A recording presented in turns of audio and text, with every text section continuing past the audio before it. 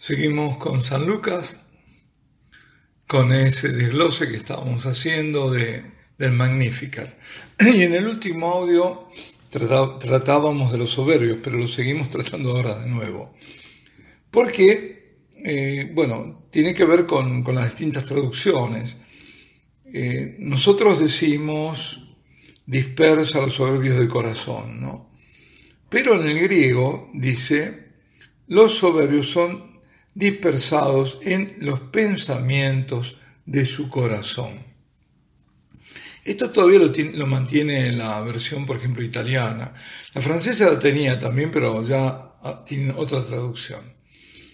Bueno, pero no importa. Lo que importa es la dispersión. La dispersión es engendrada por el orgullo y esa dispersión de la cual se trata es una dispersión interior. Esa dispersión invade las emociones y penetra los pensamientos. El hombre que quiere aparentar, que quiere parecer lo que no es, se preocupa de lo que los otros piensan de él. Él no vive bajo la mirada de Dios, sino vive sujeto a qué van a pensar de mí. Y por lo tanto es vulnerable a la consideración de los demás, es tironeado entre mil pensamientos, sujeto a las fluctuaciones de su propia inteligencia, de lo que le va diciendo, aquí esto conviene, esto no conviene, aquí voy a quedar mal.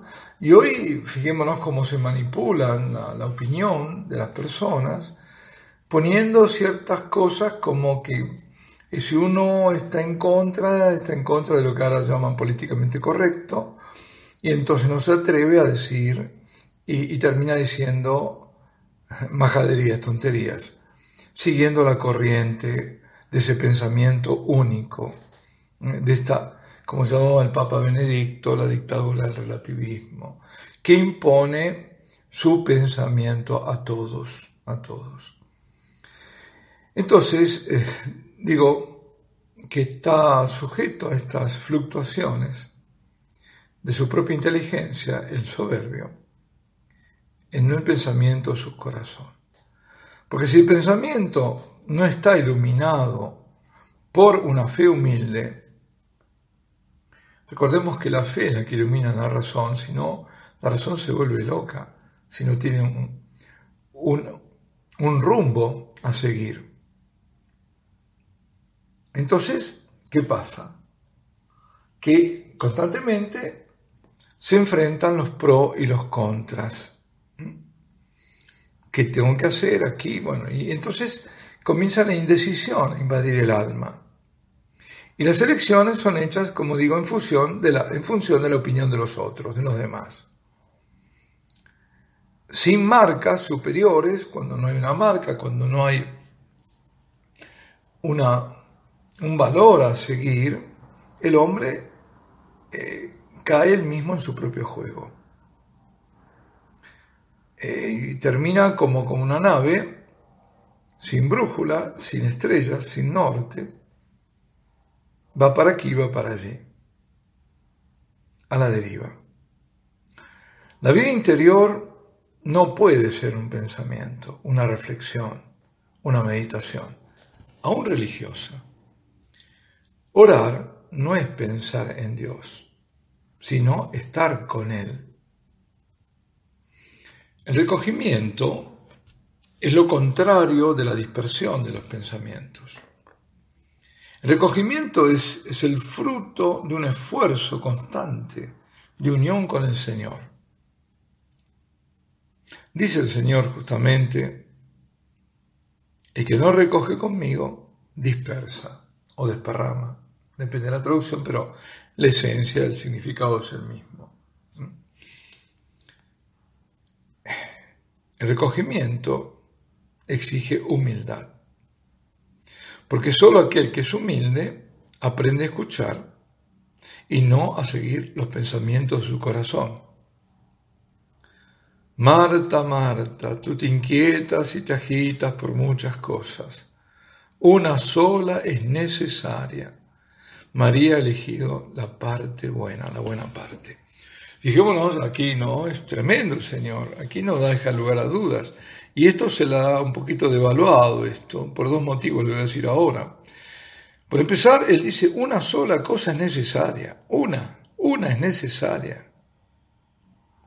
Es decir, la acción, la actividad es importante, pero no es necesaria, como lo es contemplar, como es la escucha atenta del Señor.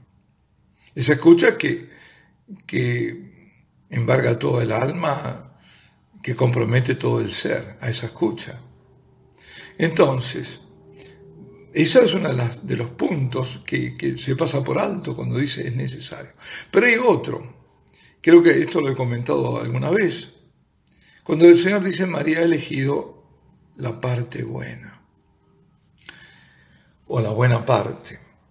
En las traducciones en general se dice María ha elegido la mejor parte. Y aquí no es algo menor, digamos, hacer hincapié en que no es lo mismo decir la mejor parte que la parte buena. Porque la mejor parte habla de comparación. Algo es mejor que otra cosa, una cosa es mejor que otra. Con lo cual, la otra es buena y esta es mejor. Pero él no está diciendo eso. Él está diciendo que la parte buena es la que eligió justamente María. No es que está reconveniendo, así, diciendo, bueno, que Marta esté haciendo algo mal. No, no lo está diciendo. Pero tampoco está diciendo que está haciendo algo bien. Eso en honor de la verdad, digamos, de lo estrictamente cierto de lo que se refiere a esa traducción.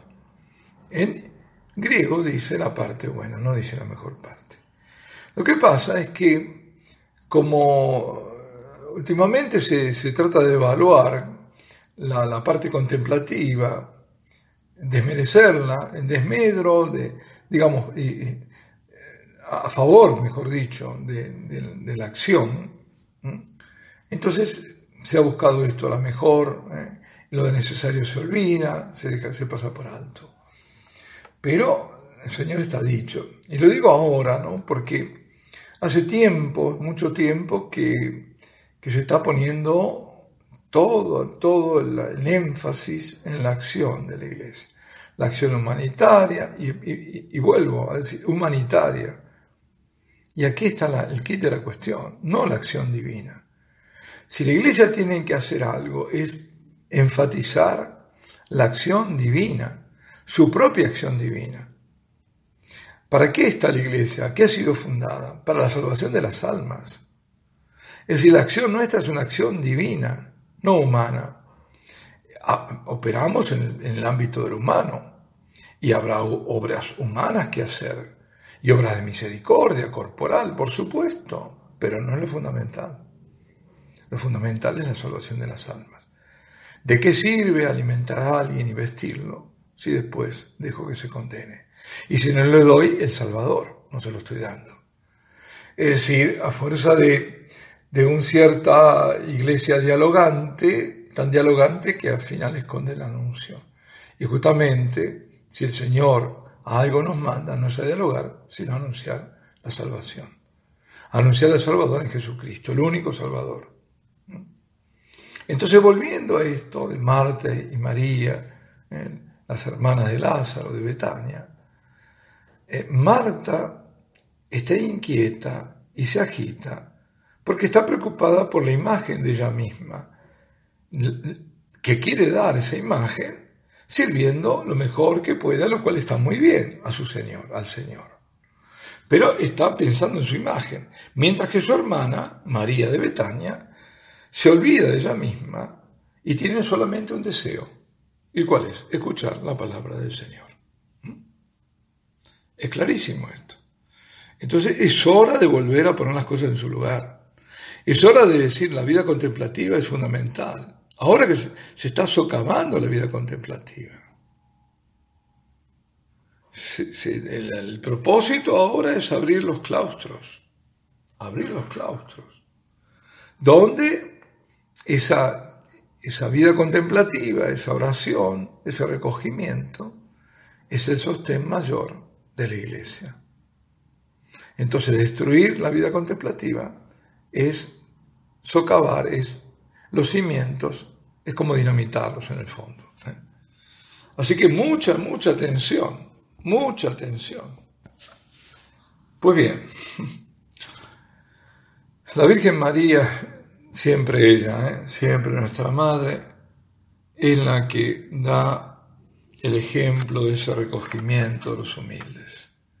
¿Por qué? Porque, como dice, por 2 veces lo afirma San Lucas, en el Evangelio, en el capítulo 2, las 2 veces, ella guardaba, custodiaba fielmente todas esas palabras en su corazón y las meditaba. Y vamos a otro tema, también siguiendo siempre lo mismo, el Magnificat, donde dice luego, derriba del trono, dice la Virgen, ¿no? Derriba del trono a los poderosos y enaltece a los humildes. A los hambrientos los colma de bienes y a los ricos los despide vacíos. Y este es el camino de la interioridad. Esto también tiene sustancia, Se las trae cuando uno va al original griego, porque hay un juego de direcciones que solo lo revela el texto griego, que sí se refleja en la traducción, pero que es más evidente.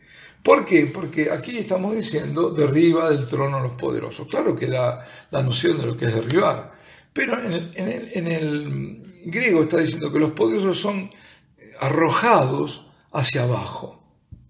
Y los pequeños, que dice enaltece a los humildes, y los pequeños son elevados hacia el alto. Vemos las 2 direcciones, hacia abajo y hacia el alto.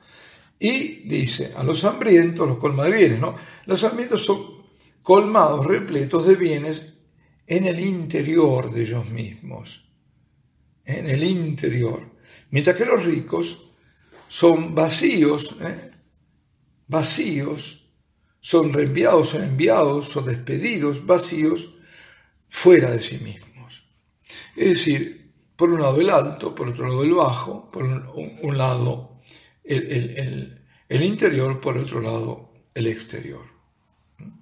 Son enviados fuera, al exterior de ellos mismos. En la vida interior, el camino hacia el alto es ir hacia lo profundo.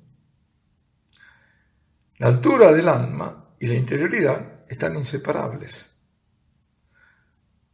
Es todo como la humildad de los servidores y el hambre de sus corazones. Subiendo hacia la montaña de Judá para ir a encontrarse con Isabel, María se inmerge en la profundidad de su alma, hacia aquel lugar donde el Espíritu con mayúscula, el Espíritu Santo, le habla al Espíritu. En la imagen de Elías, subiendo al Horeb y penetrando en una caverna, lo hace para escuchar, para sentir al Espíritu de Dios. Recordemos el episodio. Ya estaba escapando Elías, perseguido, y va al Horeb, al encuentro con Dios. Y Dios no se manifiesta en la potencia, ni de la tempestad, ni del huracán, del fuego, del trueno, sino que se manifiesta en la suavidad de la brisa, de la caricia de la brisa. Así es como Dios trata a sus amigos. Y esta es la vida interior. Sentir ese soplo divino, esa caricia en nosotros. Y para eso hay que ir a lo profundo. Bueno, aquí nos detenemos. Alabado sea Jesucristo, sea por siempre bendito y alabado.